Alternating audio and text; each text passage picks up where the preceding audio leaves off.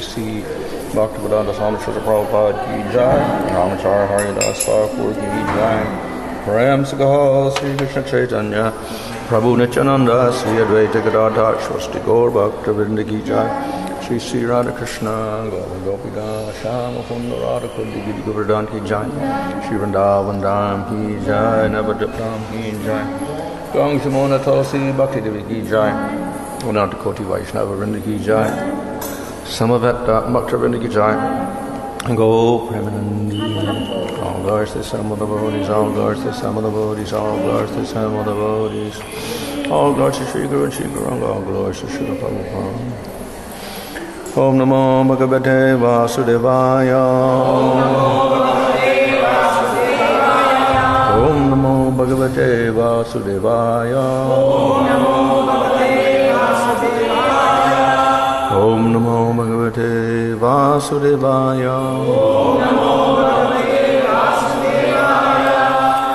Namo Om Vishnupadaya Krishna Prasthaya Bhutale Shrimate Bhaktivedanta Swami Nityanamane Namaste Saraswati Deve Gauravani Pracharane Nirvashesha Shanyavari Paschatya Deshatarane Shri Krishna Chaitanya Prabhu Nityananda Sri Advaita Gadadhar Shivasadi Gaur Bhaktivinoda Hare Krishna Krishna Krishna Hare Hare Hare Rama Rama Hare Hare. Reading from Srimad Bhagavatam Canto 10, Chapter 72, verse 20. Yo nitena sarirena satam geyam yaso dhruvam nachinoti swayam kalpa savacha socha evasa.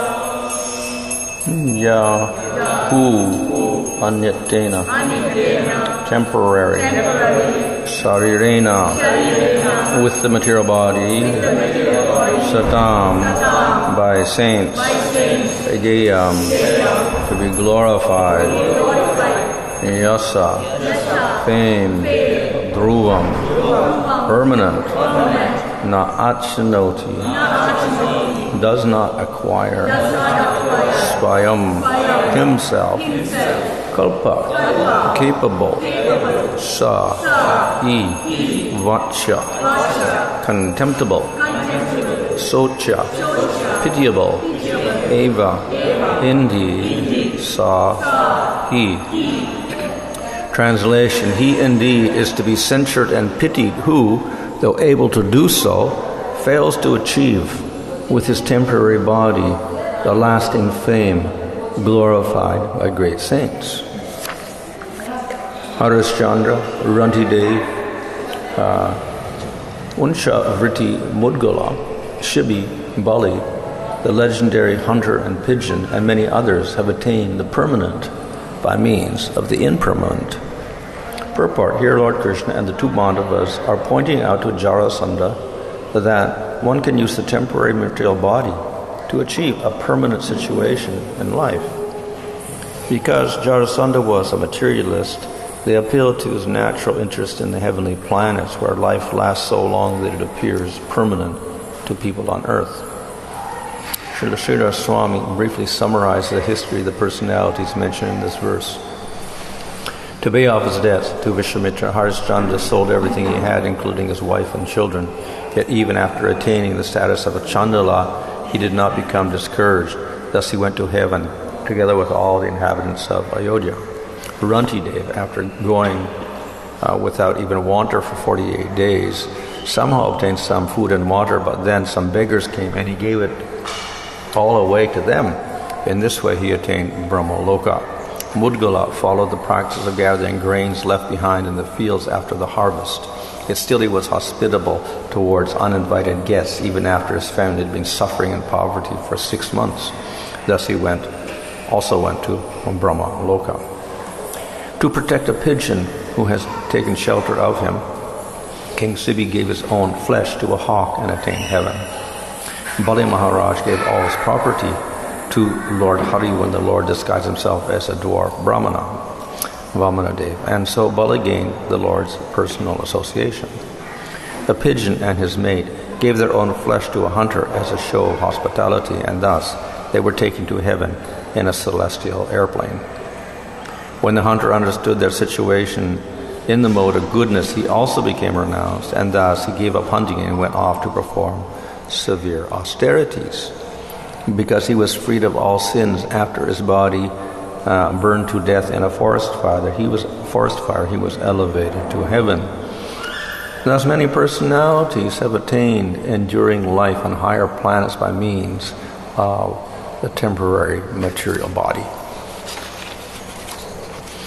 So this is a glorification of punya, or pious activity, and particularly the pious activity of welcoming brahmanas. In this particular instance, when the Pandavas and Krishna come disguised as brahmanas, and they ask something from Jarasandha. So Jarasandha was an evil king, but he still abided by some principles, such as being charitable, and particularly to brahmanas. So we see this not only in his case, we see that in other cases also. Persons like Bali was having sacrifices with Brahmins, and other personalities also were charitable to Brahmins, even though they were great demons. So they apply to his material religious sentiment. So, to some degree, these evil kings adhere to some principles of Dharma, and their purpose is to get punya so they can enjoy in heavenly planets. So therefore it is understandable they will do some activities. Of course, we have some demons that don't follow any principles of Dharma at all, and they have no idea about going to heavenly planets at all. They just want to enjoy now. But these particular demons had some sort of culture, and therefore they adhere to some principles of Dharma. Unfortunately, that's not enough. One can have adherence to Dharma, etc., but if we miss the whole point of trying to achieve the Supreme Lord, then it all becomes useless. So this is what we call the Asurak Varnashram system. It looks very nice, but actually, because there's no Supreme Lord in that system, therefore it is called demoniac. So we can also compare that to the modern world. We have many efficient governments, and they put Dharma in place to some degree, but no place for the Supreme Lord also, so therefore it's Asurak. We have such kings here who were following some of the principles of Dharma. Finally, Duryodhana also showed aspects of Dharma. He was, in some senses, an ideal king, but then he refused to recognize Krishna as Supreme Lord. So, therefore, all that pretense of Dharma was useless. So that's the case here with Jarasandha. So, here, they are speaking, that's Krishna, Arjuna, and Bhima, and they're praising Jarasandha by describing the nature of punya and reciting all sorts of past personalities who did punya, and through that they attained heavenly planets, with the implication that Jarasandha should also act in this way.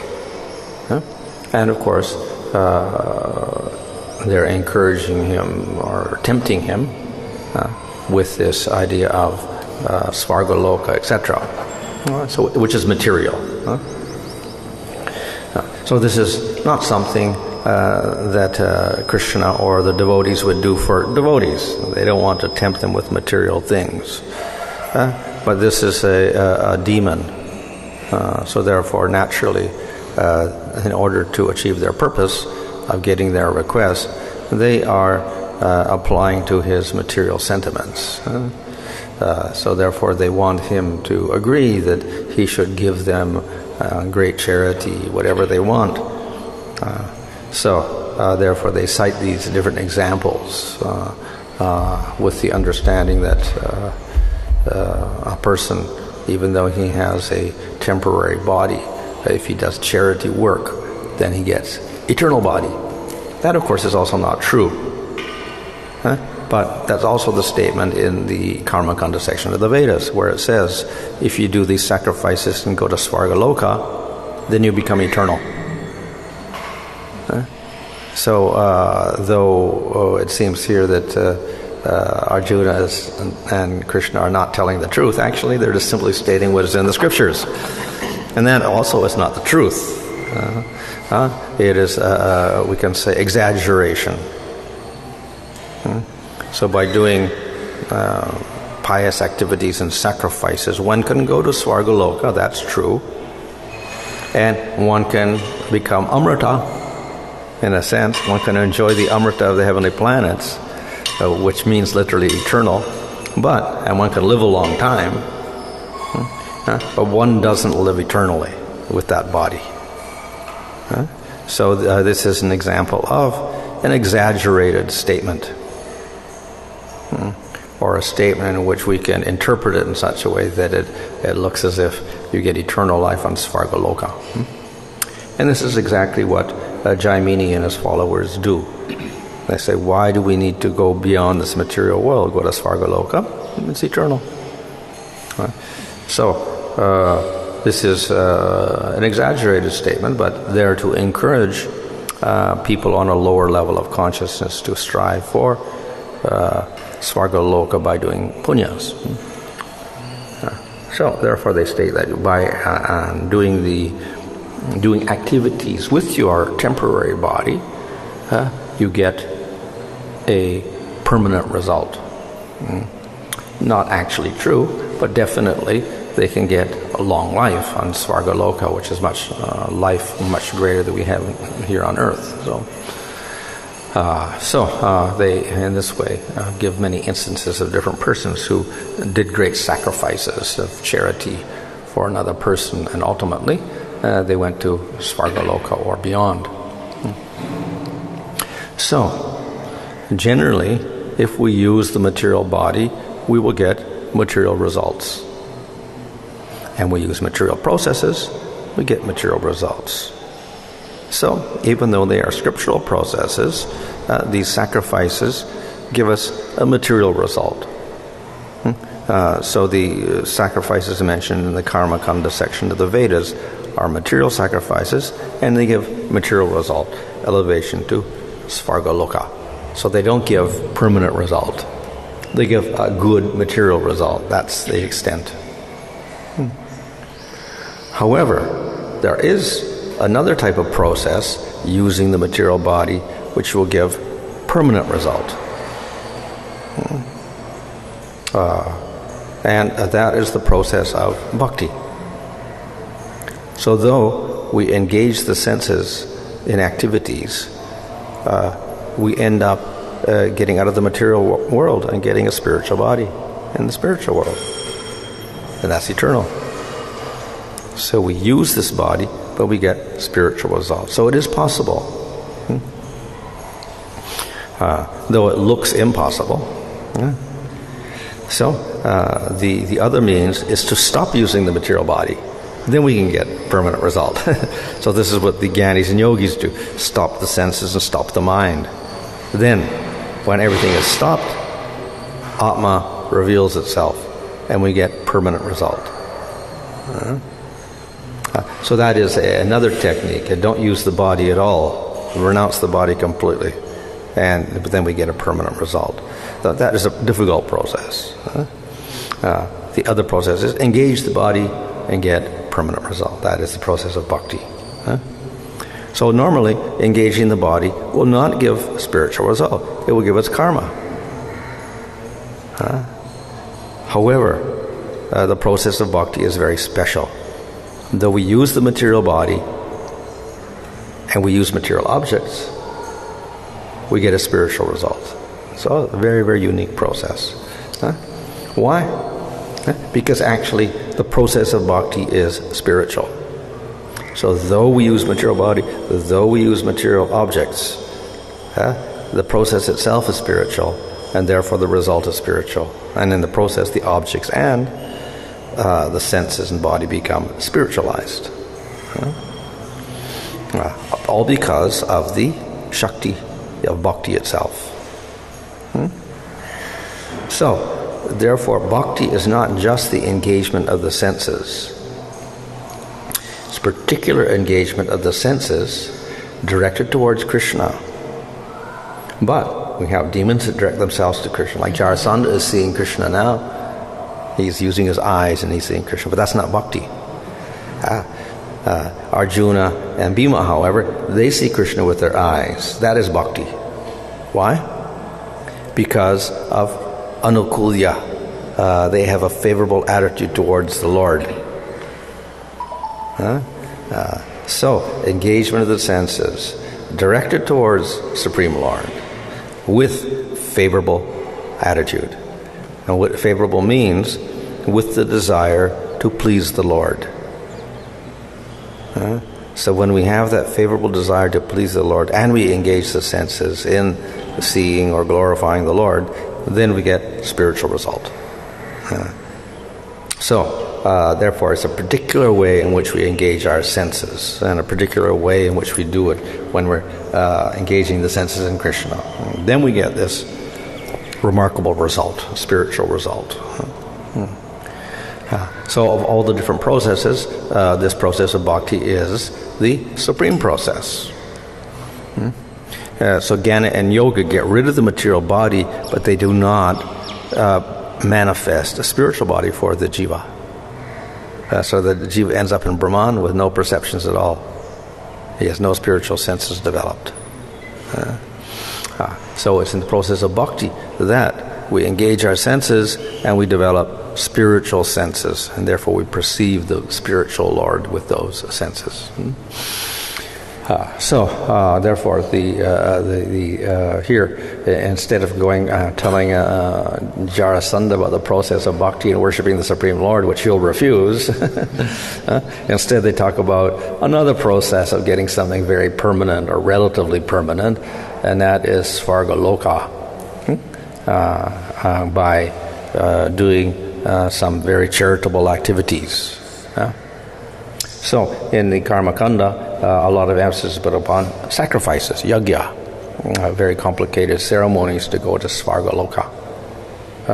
But one can do simpler things even, and that is described here, where these personalities, they simply did austerities and then they sacrificed everything for others. And by doing that, then they attained Svargaloka. So not only sacrifices, but other charitable acts in which one gives up one's own comforts in order to help other persons, some charitable activity. So these are all examples of persons who do that. They do some charitable act and they get a very, very good result of course, we can say these are rather extreme cases of charity when they're starving to death and still they give something, whatever. But they get some elevation to heavenly planet because of those actions. So this again is, we say charitable activity is a punya, and it is material. So by sinful activity, we get the opposite result, degradation. We don't go to a higher planet, we go to lower planet. And if we just have mixture, we end up on earth planet. Then if we do more punyas, then we end up on higher planets. So we get relatively better life, longer lifespan, less sickness, less old age, less disease. The higher and higher we go, depending on the amount of punyas that we do. So the process of karma yoga is also dedicated to elevation to higher planets, for normal people at least. And therefore, it is, though it is encouraged for materialistic people, at the same time, it is rejected for devotees. The compromise for the devotee is, or even for the materialist, is to do the karma yoga, but not to seek out pleasure in higher planets. That's called nishkama karma yoga. So that is superior to the sakama karma yoga, a desire to get nice results on one's activities. So that's considered to be a process by which we can get to the level of jnana. Give up the results, desire for results, and then we can realize Atma. So Krishna in Bhagavad Gita praises this process in chapter 2 and other chapters as being a superior process. So a devotee can practice karma yoga also, but obviously he should not practice sakama karma yoga. He would have to do nishkama karma yoga. Why would he want to do that if he's a devotee of the Lord? One reason, he has maybe a little bit of attachment to following those rules and regulations. Another is to set an example for other persons. He has no attachment to anything material, he doesn't want to go to Svargaloka or anything. Still, he may follow the process to set an example for others. So that's an example of following Nishkama Karma Yoga as a devotee.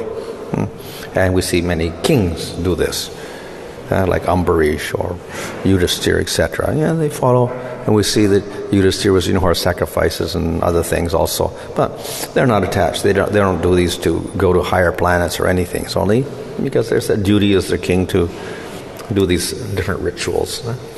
So, therefore, the kings do this. Why? To inspire others to do karma yoga when they may have a difficulty to follow those principles, even of karma yoga. So, he sets a good example for other people in this material world. Others, of course, may simply practice bhakti yoga without following any karma yoga.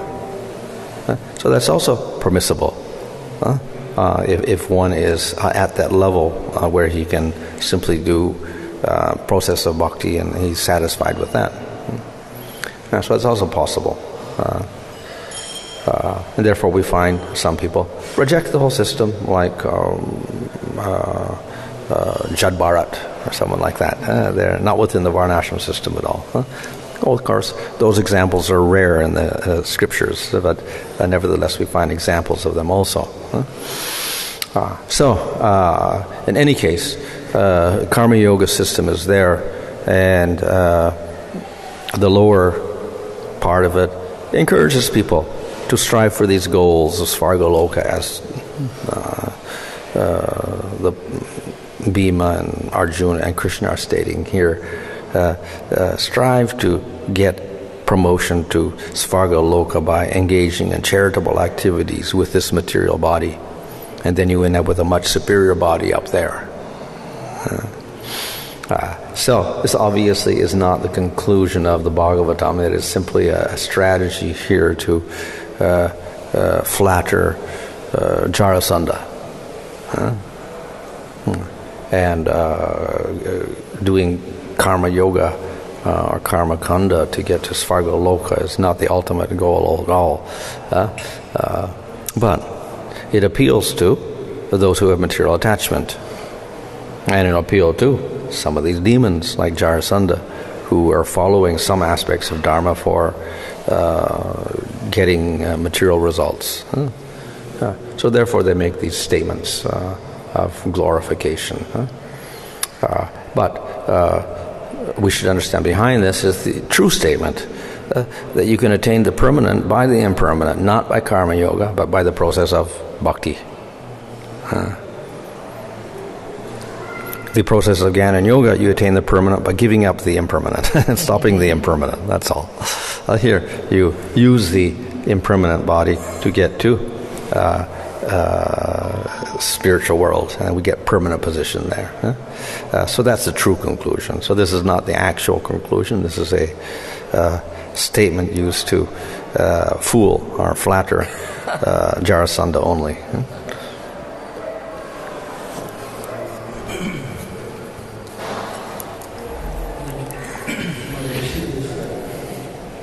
Bali Maharaj, Jarasandha, both of them were demons. But the results obtained by both of them are different. What's that? Jarasandha and Bali, both of them are demonic body. Yeah. Both of them are involved in charity. Yeah. And the results that they obtain is different. Different in sense of? And the Bali Maharaj was promoted to devotional service like when he was taken by the Supreme Lord. Oh yeah. Yeah. Of course, he was a demon, but then also he also became a devotee by surrendering to Vamana. Here, Jarasandha doesn't do that. Even though he kind of knows that it's a big trick after all, he fights and then he's killed. He never surrenders to Supreme Lord. Which points out a difference. Though Bali was a demon, he was also in the family of Prahlad, and he had a special advantage, so then he became a devotee. Jarasandha, however, didn't do that. He never changed.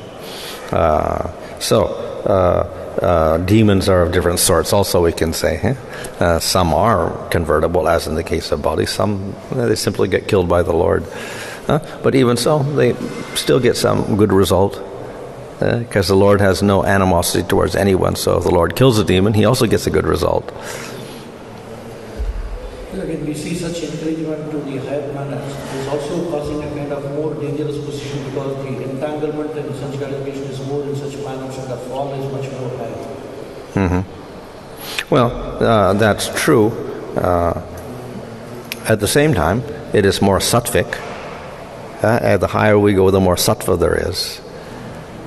So technically, one should be more detached, because sattva gives rise to detachment.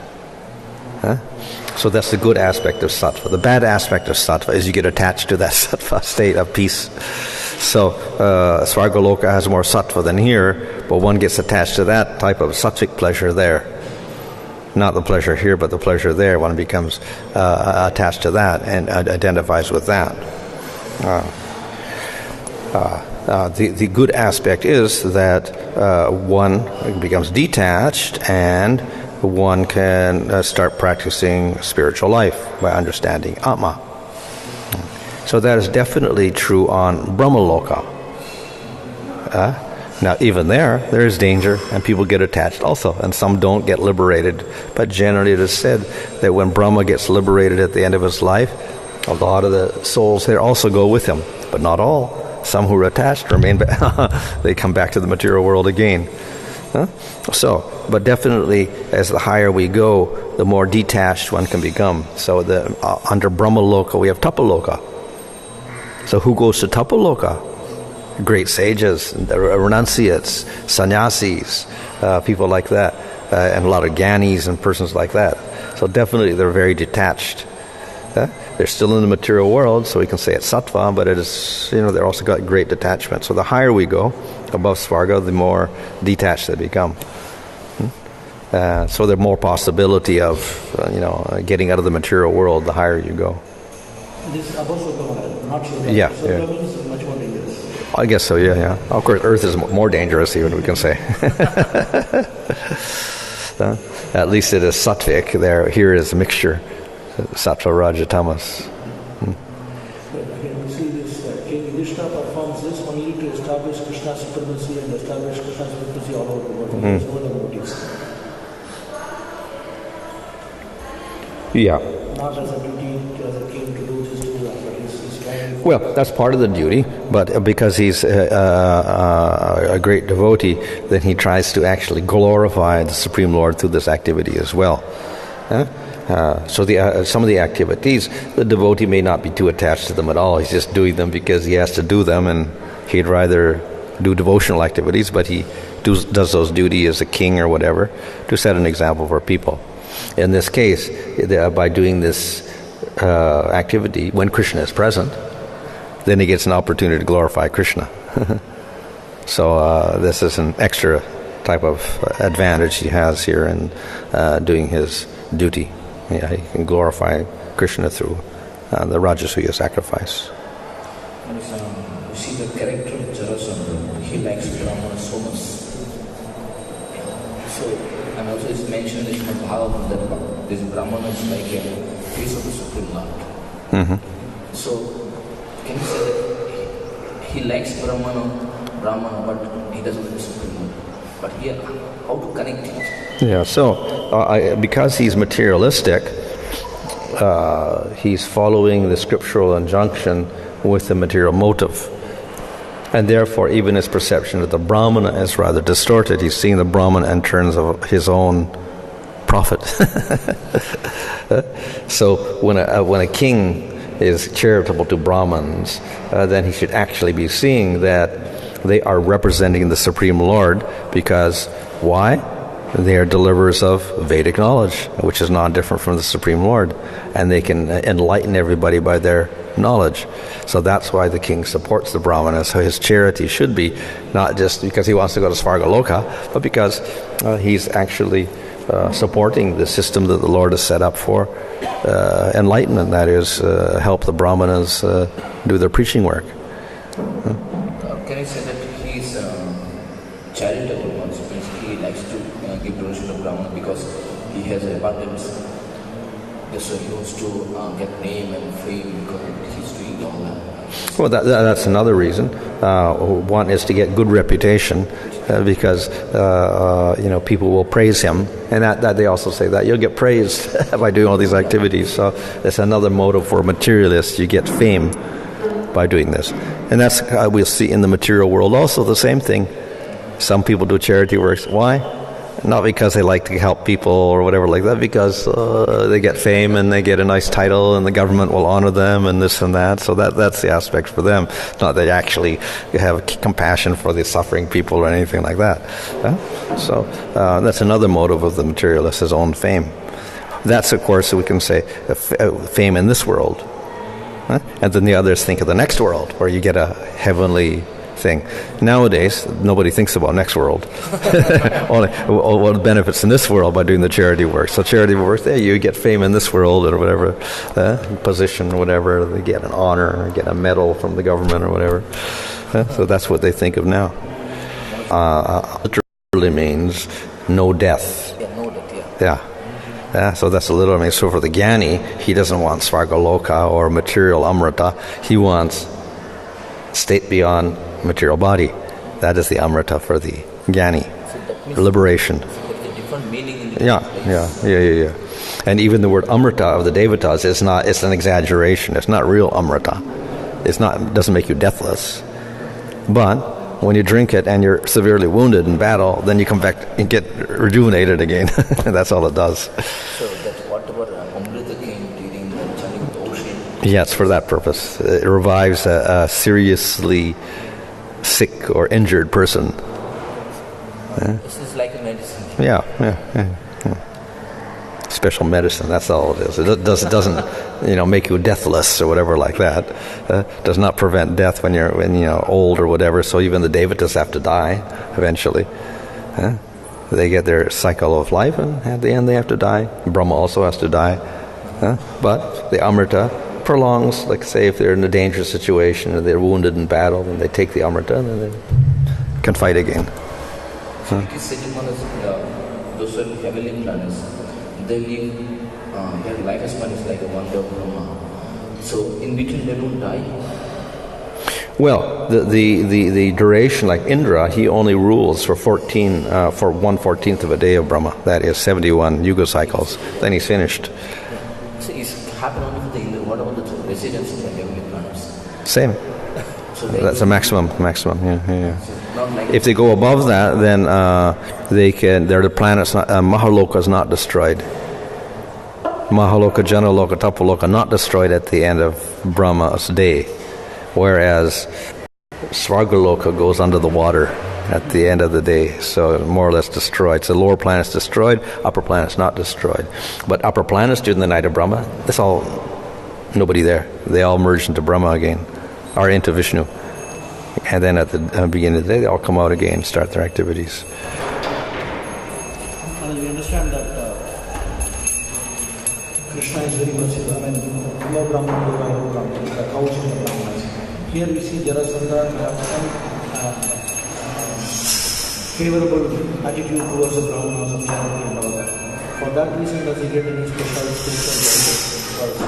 Well, it's just like they fight in the battle, and all the heroes that fought valiantly as Kshatriyas, they go to Svargaloka and whatnot like that.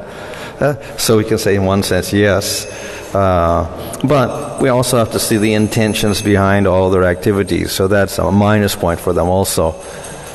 So the more demoniac they are, even if they do pious activities, the less good results they get for that. Because obviously you may do some pious activities, but you do more sinful activities, then the sinful activities are going to cancel out all the piety and you're going to end up with bad results.